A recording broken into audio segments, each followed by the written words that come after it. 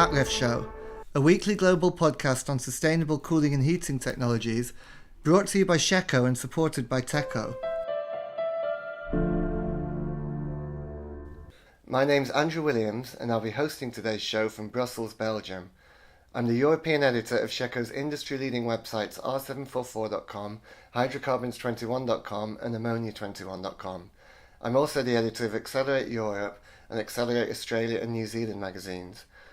I'm joined today by my colleague in the US, Michael Gary, my colleague in Europe, Charlotte McLaughlin, and my colleague in Asia, Devin Yoshimoto. This week we'll discuss the recent issuing by the US Environmental Protection Agency of a notice of guidance affirming that the agency would adhere to a Court of Appeals ruling that limits its ability to regulate HFCs. The EPA also stated its intention to commence a notice and comment rulemaking process to revisit how it can regulate HFCs. We'll also highlight the natural refrigerant technologies that won awards at China Refrigeration 2018 in Beijing, and look ahead to the Atmosphere Australia conference on 7th of May and the next edition of our Accelerate Australia and New Zealand magazine. Now over to Michael and Charlotte, who'll discuss the developments in the US. So last Friday, April 13th, we got an important announcement from the Environmental Protection Agency, which issued a notice of guidance saying that it would adhere to the controversial Court of Appeals ruling from last August. That ruling limits the ability of the EPA to regulate HFCs. And that really created a lot of turmoil and uncertainty in the marketplace, which really continues to this day. But the agency said that in order to dispel confusion and provide regulatory certainty, it was issuing this guidance. And so they are going to follow the ruling of the court saying that they can't delist HFCs that are being used as ODS replacements. It's not within their jurisdiction to do that, according to the court, and they're not going to with respect to this, but in particular, Rule 20 that came down in 2015 and delisted quite a few HFCs for a variety of applications, and particularly in the supermarket area. So it's doing that, but at the same time, they said that they intend to commence a new rulemaking process, notice and comment rulemaking process, that will revisit the issue of HFCs and how they can phase them down, as the rest of the world is proceeding to do.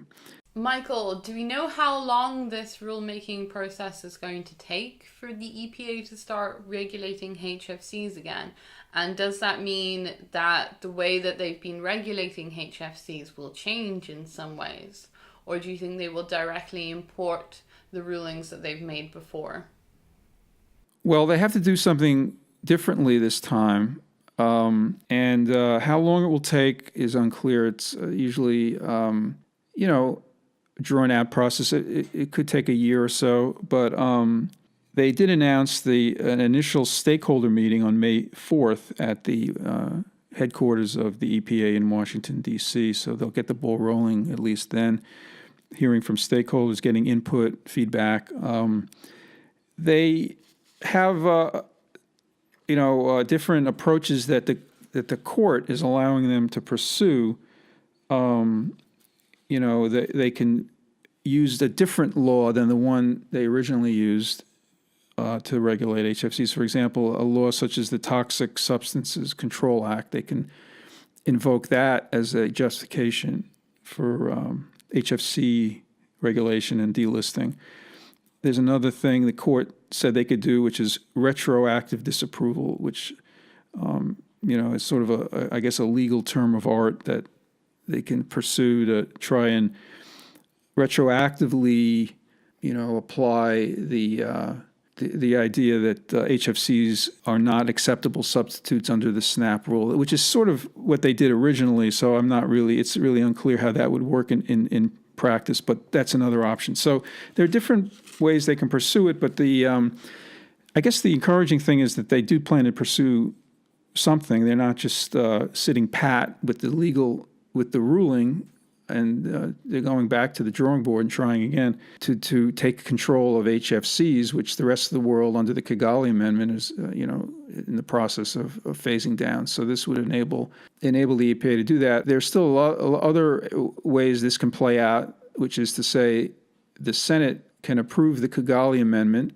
If it does that, that would sort of, in some lawyers believe that could automatically trigger HFC regulations. But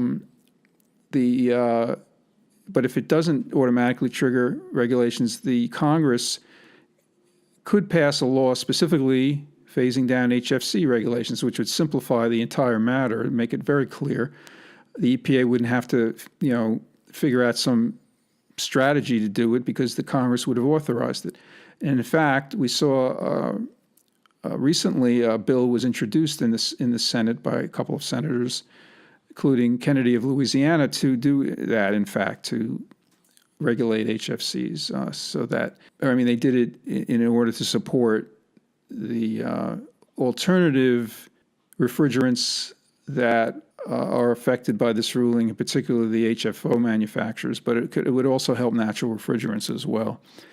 Obviously, if HFCs are back on the cutting board. So there are a lot of ways that this whole drama, is playing out, but this is an interesting step forward. The EPA has finally, recognized the court ruling and taking action in response to it. So we have at least some movement on that front. And meanwhile, the original court ruling was appealed to the Supreme Court by Honeywell, HFO manufacturer. So that could, the Supreme Court could step in at some point. So there's, and then of course California recently announced that it was going to maintain in the state of California all of the HFC prohibitions that the EPA had established under the SNAP program. So California is acting on its own. The Supreme Court may step in. The Congress may step in. In the meantime, EPA is restarting the rulemaking process. So there's a lot of, I guess you could say, balls being juggled in the air, and we'll see how they all play out and how they come down to earth. Thank you guys for that report. Now, as far as China Refrigeration is concerned, that's the leading Chinese HVAC&R trade show, which took place earlier this month in Beijing, China. A number of natural refrigerant technologies won innovation awards at the show. Chief among these were, for example, Bitzer Refrigeration Technology China. Bitzer won an award in the refrigeration component category for its EcoLine Plus range of CO2 transcritical compressors. Carel won for its electronic modulating ejector, also in the refrigeration component category. Nidec Compressors Tianjin Limited was recognised for its variable speed propane compressors. York Air Conditioning and Refrigeration Co. Limited received an award for its CO2 ammonia freezing package in the cold chain and cold storage equipment category.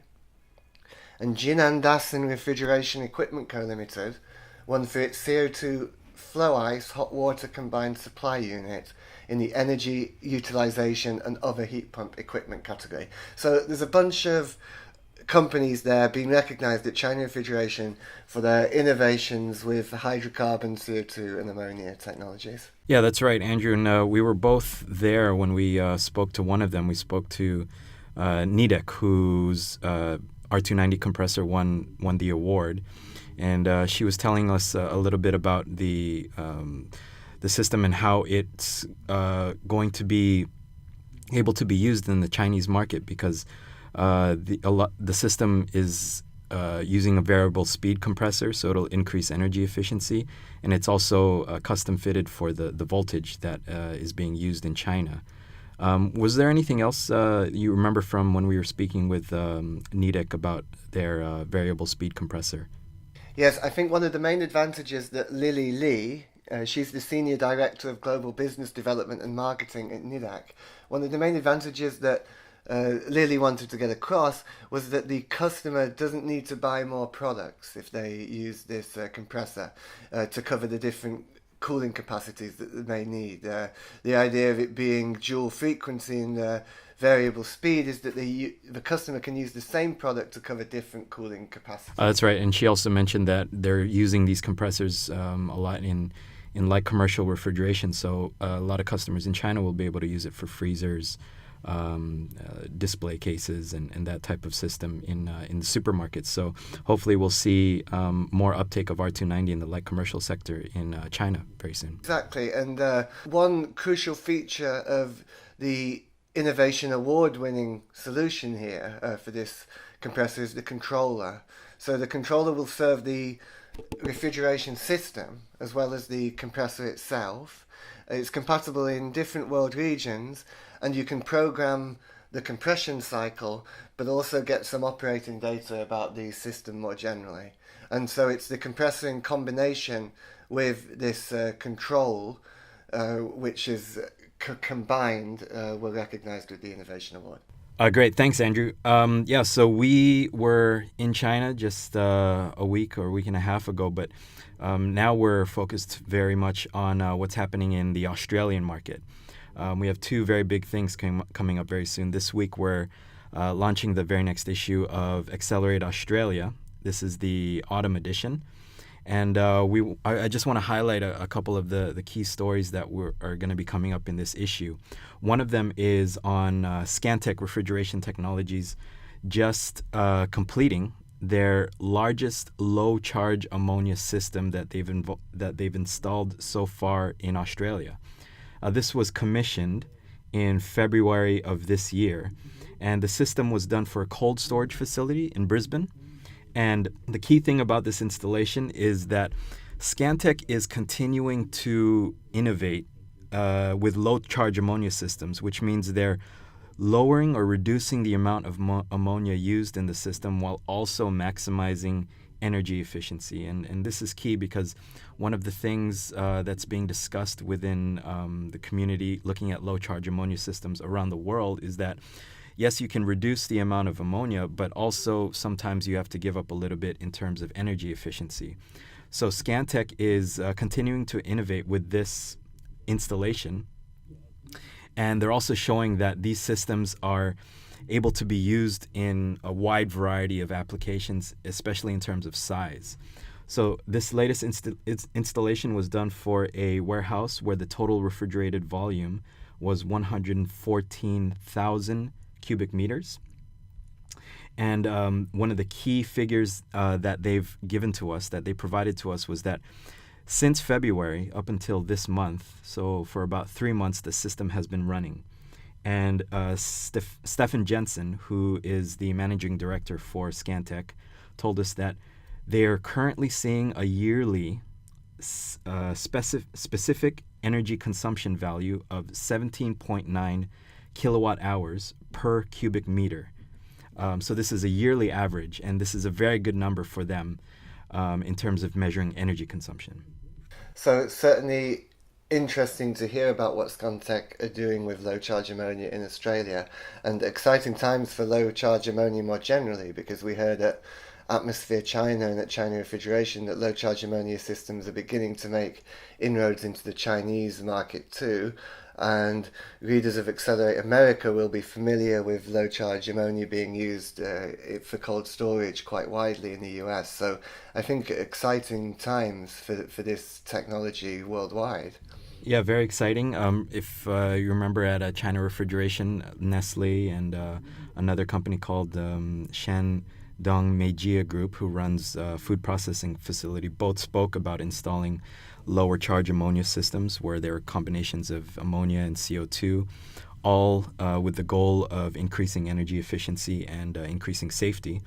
And then also, that's right, in our upcoming issue of Accelerate Australia, there was another story that has come from America, which is CAPAC, cold storage facility, which is also reducing their ammonia charge by installing prepackaged low-charge ammonia systems by a company called NextCold. So yes, a lot of developments with low-charge ammonia recently from all around the world. And what would you count among the other highlights of the upcoming issue of the magazine, David? Well, one more quick highlight is an interview we did with Heatcraft, who is the platinum sponsor of Atmosphere Australia.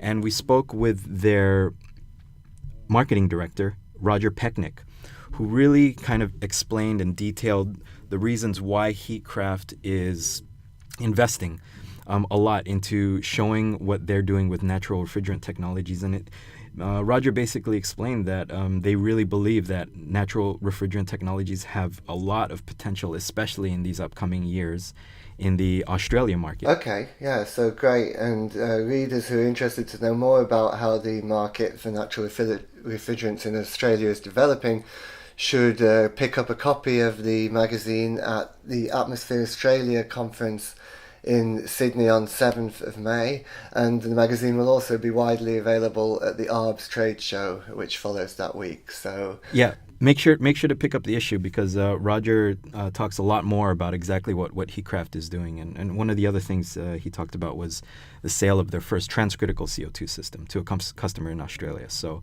yeah, that's right. Make sure to check out the magazine that'll be coming out this week. Thanks, Devin. Thanks, Charlotte and Michael. That brings this week's podcast to a close. Thanks for listening, and don't forget to tune in next week for another great NatRef show.